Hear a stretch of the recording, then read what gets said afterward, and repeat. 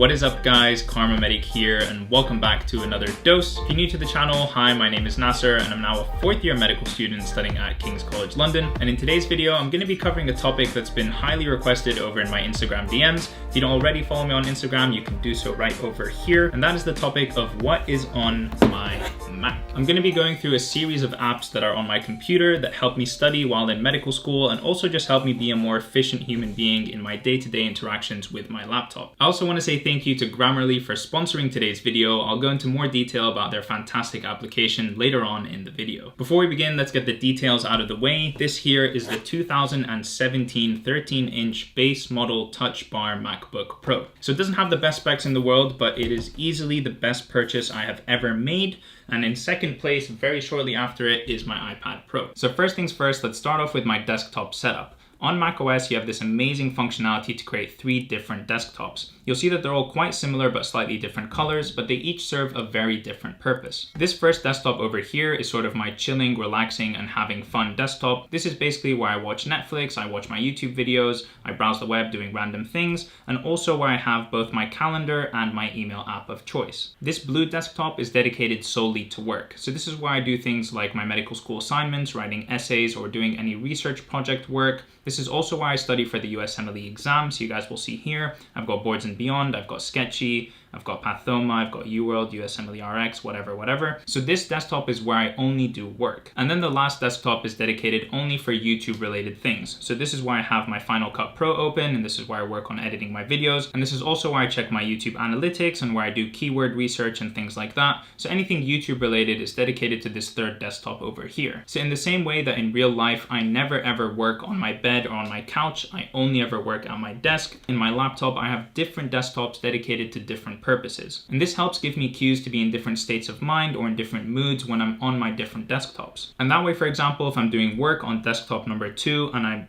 put my 3 fingers up to get this sort of bird's eye view, I won't be distracted by seeing anything like Netflix or my YouTube channel, which would be on different desktops. I only have work-related things on desktop number 2. And then last thing about my desktop, I try and keep it as decluttered and clean as possible. Yes, before filming this video, there were a couple of screenshots and documents here and there which I've filed away, but 90% of the time, my desktop is 90% clean, and that's what matters to me. All right, let's start talking about the different apps that I use in my day-to-day interactions with my laptop. Starting off with internet browsers, there's nothing too special here. I use both Safari and Google Chrome, but what's a little bit more interesting is that I use the 2 different browsers for 2 different purposes. Safari you will only ever find on desktop number 1, and Safari for me is associated with and is dedicated to relaxing, watching YouTube videos and Netflix and things like that. Whereas Google Chrome is found on desktops 2 and 3 and is dedicated to more work-related things. Again, this is a very subtle cue. It's a very simple way of reminding me that I'm currently doing work because I'm using Google Chrome, and that helps keep me in the sort of work-related mood. I think each one of these segregating things that I do by themselves are probably not that useful, but when you put them all together, I've sort of created this world for myself where if I'm on desktop 1, these are the apps that I use and this is the type of work and stuff that I'm doing, or if I'm on desktop 2 and 3, these are the apps that I use and everything's dedicated more towards work. All right, now let's move on to talking about my email app of choice. The email app that I use is called Spark, and I think that this is infinitely better. Did I just get an email? And I think this is infinitely better than the default mail app that comes on your Mac. With Spark, you can color code all of the different emails you have so that they're a little bit easier to manage and separate. On top of that, you can use keyboard shortcuts to navigate the software, and it just helps make things a lot more easy. For me, it's just so much more of a pleasure to use, and if it's easy and simple to use, then that makes me use it more often, and that helps me get through my emails much faster. All right, moving on to the calendar app that I use. This one is called Fantastical, and it is fantastic. The reason Fantastical is so great is because it understands normal language. It intuitively interprets a written sentence into a calendar event. I realize I'm probably not making sense. Let me just show you what I mean. So let's say I want to write in an event for today, the 29th of May. I'll say study for USMLE exam at 9 a.m. At Guy's campus. Alert me 30 minutes before. Okay. So I just quickly typed in that sentence, and now I've created this event which says study for the USMLE exam. The location is Guy's campus. The start time is 9 a.m. and there's going to be an alert that's going to remind me about this 30 minutes before. How incredible is that, okay? That is very, very useful. My biggest problem with using the default calendar app was that every time I wanted to put in an event, it was like such a chore. It was a hassle to do. I would have to create a new event and title it, then I'd have to manually go in and change the time, and I'd also have to type in the location myself.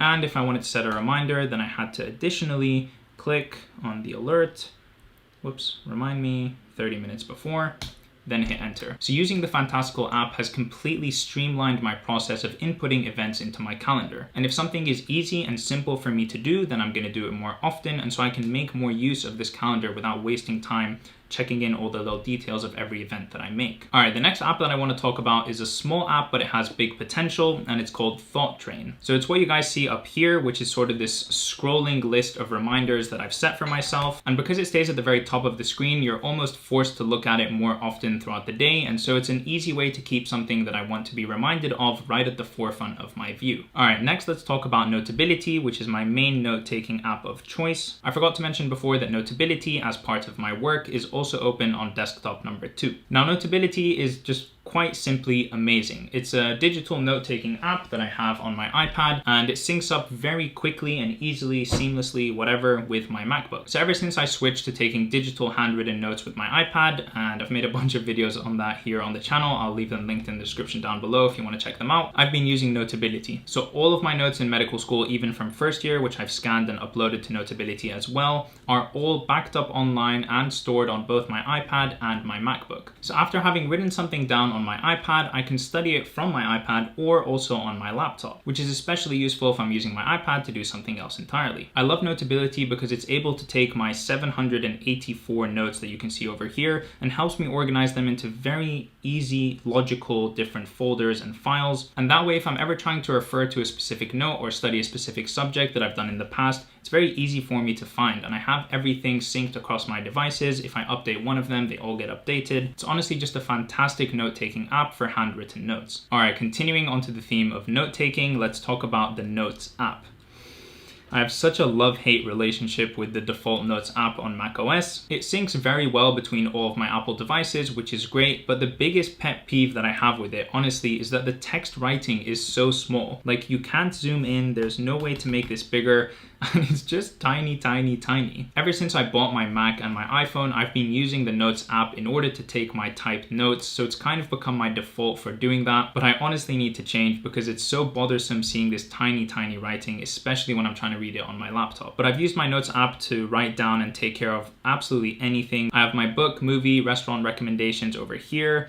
I've got some work from the summer research lab in Toronto. I've got my gym workout routine. I've got some important stuff for KCL hospital placement. And I've got a couple more things here and there. But basically, I use this app anytime I want to write down something that is typed, either on my phone or on my keyboard. However, like I said, the writing is very small, which makes it absolutely horrible for scripting my YouTube videos, which is what I have been using it for. And so I'm determined to make a change. So recently I've been using Bear. Bear is a much more pleasant note-taking app experience. You can see here that I have the script for the YouTube video that I'm recording right now. And I'm basically using it to keep track of my ideas for YouTube videos and my scripts for YouTube videos. I like having different apps to be used for different things. For example, Bear is dedicated to YouTube scripts and ideas. I have the macOS Notes app in order to write down all these other random little things here and there that you can see on the left-hand side. And then I also have Notion, which I'll get into in a little bit. Notability is for my handwritten notes, etc., etc. Speaking of apps that help me with my writing and my note-taking, let's talk about the sponsor of today's video, Grammarly. Grammarly is a super intelligent digital writing assistant that helps improve your writing's vocabulary, tone, and clarity. Personally, as I stated in one of my older videos almost 2 years ago, 670 in the verbal section, and that's because I suck at English. And it's true, my writing skills really are not that good. Grammarly is really easy and simple to use. It can be added as an extension to one of your browsers, or you can use it as a desktop application. My favorite feature about Grammarly is that it's not just a spell checking tool. It actually helps me change my sentence structure and give me suggestions to improve my vocabulary, which overall makes my writing feel more professional. This is something I absolutely wish I knew about back when I was doing my first degree at the University of Toronto. There's a free version which does all of the basic grammar and spell checks, but there's also a premium version Notion, which is the one that I use, which gives in-depth writing feedback and even has a plagiarism checker and is the one that suggests sentence structure and vocabulary changes. For example, here's one of my essays that I submitted in medical school a couple of months ago. If I copy and paste this essay into Grammarly, you'll see that it makes changes to my essay based on my audience and what the goals of my writing style are. It makes changes for punctuation, also for conciseness, and even rephrasing of my sentences. If you want to use Grammarly for yourself and help improve your own writing, you can go to grammarly.com/karmamedic today and sign up using a free account to get 20% off of Grammarly Premium. All right, now back to the video. Okay, next let's talk about Notion. Notion is another note-taking app, one of the many note-taking apps that you guys see I use. Now, Notion has a wide variety of uses and there's so many different things that you can do with it, but me personally, the primary use that I have for it is to study for my USMLE exam. So as you can see here, I've got a page open for the USMLE, and then within it, I have one of these blocks, I think they're called, for each different system of the human body. So we've got cardio, gastro, endocrine, renal, psych, neuro, you name it, I've got it. Now, the reason that I'm using Notion to study for the USMLE exam is because it helps integrate active recall into my study. Now, what I mean by that is, for example, on Notability, which I have closed because my laptop fans were running very high. In Notability, the way that I take notes is by giving myself the information. I don't have to do any work in order to figure out the information. So for example, if I read sentence number 6 over here, it says obligate aerobe, so requires oxygen, and then air bellow. I didn't have to do any work to think about this piece of information. With this type of studying and with this type of review, you don't use active recall in order to actively recall pieces of information. It's just given to you and you read it passively. However, with Notion, what I'm trying to do is integrate active recall into my studying. So for example, let's go into neurology over here. Each one of these little toggles has hidden information within it. So for example, let's talk about aphasias. I know that there's different types of aphasias. So for example, there's Broca's aphasia, Wernicke's aphasia, global aphasia, and conductive aphasia, okay? So if I open this, I would expect, so I have the 4 different toggles for each one of those aphasias, and then within each one of those, I have more information. So Broca's aphasia, what is Broca's aphasia? Broca's aphasia is an expressive aphasia. I better get that right.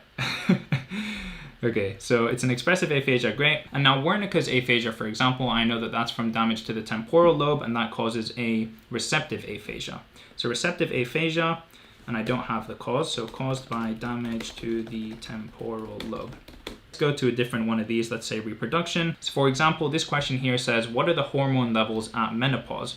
So I know that estrogen and progesterone hormone levels are low, LH and FSH are high. So if I open the toggle, estrogen and progesterone low, LH and FSH high, and GnRH high, but whatever. Anyways, I've organized this information into questions because that almost makes it like I'm answering questions on the exam, which is very useful for reinforcing those neuronal connections and helping me remember things better. Another app that I'm using to help me prepare for the USMLE Step 1 exam is Anki. Now, Anki is a flashcard app which takes advantage of spaced repetition in order to help you remember pieces of information. I like using Anki and flashcards for specific purposes. For example, when I'm trying to memorize very memorization heavy topics such as biochemistry or pathology or immunology, that's when I find it useful for me to use flashcards and Anki. However, I don't like to use Anki as one of the fundamental core parts of my studying technique. And that's because I find that it doesn't give you enough context to help understand the information within a wider scope. It simply helps you remember that one specific fact. So the way Anki works, if you don't know, is that you open one of these decks, let's do respiratory, and you hit study now. And it's basically flashcards, but it has some software, some algorithm that shows you the different flashcards at spaced intervals, which it has determined is the best way to help you remember. All right, the next app that I want to talk about is Revolutionary. I came across it when I asked Ali Abdal this question on Twitter, and he came back to me with this response in his YouTube video. The biggest micro efficiency I do is that when I use a computer, I try and avoid using the mouse. I try and navigate with keyboard shortcuts. And the app that makes that super easy to do on a Mac is called Alfred, and I cannot live without Alfred. It's saved me so much time. So anyways, Alfred is something that I'm integrating more and more into my daily use and my daily interaction with my computer. It's basically a much more powerful version of Spotlight that you're probably all used to on a Mac. Now you can also use Alfred to open different files and folders, which is so useful because it literally takes 1/10 of the amount of time to open it. For example, I export all of my finished YouTube videos into a folder called Finished Videos, which is located in YouTube, then Karmamedic, then Often, then Finished Videos.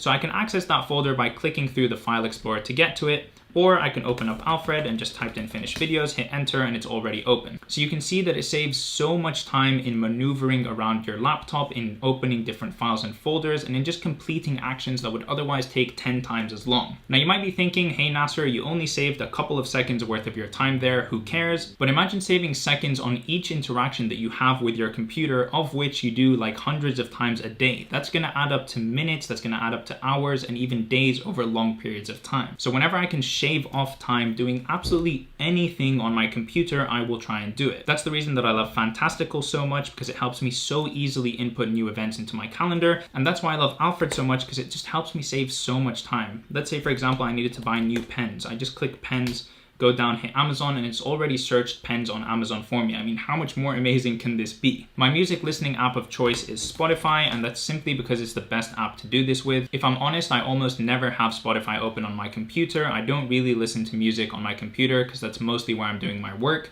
I use Spotify on my phone and on my iPad a lot more often. Let's talk about Final Cut Pro, which is the editing software that I use. I think it's better than Premiere Pro, and if you disagree with me, you can fight me in the comments down below. Anyways, there isn't too much to show here. This is most of the projects that I've done over the last 2 years. There's a couple also on one of my hard drives over there, and also a couple on this hard drive over here that I actually dropped down the stairs and completely broke. All right, and the last 3 apps I want to talk about are small apps, but they're just so useful and help improve my overall experience with the laptop very, very much. The first one is called Mac Fans, I think, or Fans Control. Yeah, Mac Fans Control. What this allows you to do is to voluntarily increase or decrease the fan speeds on your laptops. For example, when I'm editing and I'm cutting through 4K footage, my laptop can get quite hot, and sometimes I want to increase the fan speed to help cool it down. So I can just click on Custom, turn up the speed over here, and I'll do the same on both sides. And now you can hear that my laptop is a lot louder. Can you guys hear that? So yeah, that's very useful if I just want to help cool my laptop down, especially if it's doing something quite intensive like video editing. The next thing that I want to talk about is Magnet. That is this little application over here. And what that allows you to do is to move around and resize and reshape your windows in a very quick and easy way, which is especially useful for my 34-inch monitor that I have over here. I can very easily just click and move my different applications to different sides of the screen and take up different proportions of the screen as I see fit. Okay, and then last but not least is this tiny little app that I don't know where I found or how I got it on my laptop, but it's called OmniDisk Sweeper, and it just basically lets you see where the different storage is being used on your hard drives or on your SSDs or whatever. This is a very useful application for seeing where all of your different files are stored and how much space they're taking up in their respective folders. This is what helps me clear out my hard drive when it starts to get full, and it's also what helps me manage the many hard drives that I use to film my YouTube videos. Yeah, super random app, but I find it invaluable and I wanted to share it. All right guys, and I think that's it. I've talked about pretty much everything that I use on all 3 desktops of my laptop. I hope you guys enjoyed this video and found it useful in some way, shape, or form. And if you did, please don't forget to leave a like on this video and also subscribe to my channel to see more content from me in the future. And that is it for me guys. I will see you in the next one. Peace.